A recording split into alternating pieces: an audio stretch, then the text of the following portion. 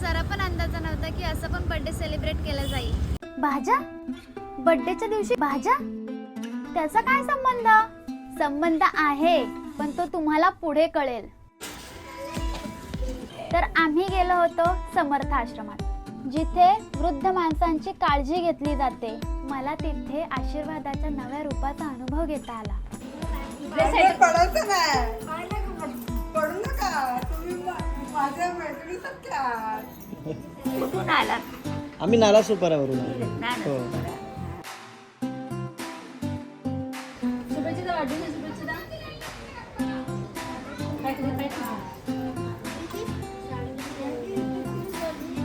तिथे गेल्या गेल्या माझं औक्षण केलं, आम्हाला मिठाई दिली, आमची विचारपूस केली आणि तिथल्या सगळ्या माणसांना भेटून मला छान वाटलं। आमची भेट तिथे किसनराव चौरे सरांसोबत झाली। स्वप्नाली ताई त्यांचा वाढदिवस साजरा करण्यासाठी या ठिकाणी समर्थ आश्रमामध्ये आलेले आहेत। येऊन नुसते आले नाहीत तर त्यांनी येताना आश्रमची गरज ओळखून आश्रमसाठी लागणारा जो भाजीपाला आहे तो आठवडाभराचा भाजीपाला असते या ठिकाणी घेऊन आले। आणि तिथल्या एका काकांनी त्यांच्या हाताने पेंट केलेलं ग्रीटिंग सुद्धा मला दिलं। माझा वाढदिवस होता ना।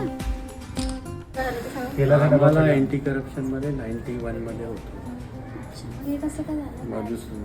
ते नंतर माझा मुलगा बाईक ॲक्सिडेंटमध्ये वारला आणि बायको सोडून गेली 2008 मध्ये 4 ऑक्टोबरला। त्याच्यानंतर मी कॅटरसचं काम करत होतो, तर गरम गरम तेलाचा डब्बा पायात पडला आणि सेप्टिक झाली तर कॅटरसवाल्यांनी नायर हॉस्पिटलमध्ये घेऊन गेला आणि तिकडे बोटं कापले, 4 बोटे कापले, नंतर अंगठा पण कापला। अंगठा गुजरातमध्ये कापला, सुरतमध्ये। मग त्या 14 महिने मी रस्त्यावरती होतो, सर्व किडे पडले होते।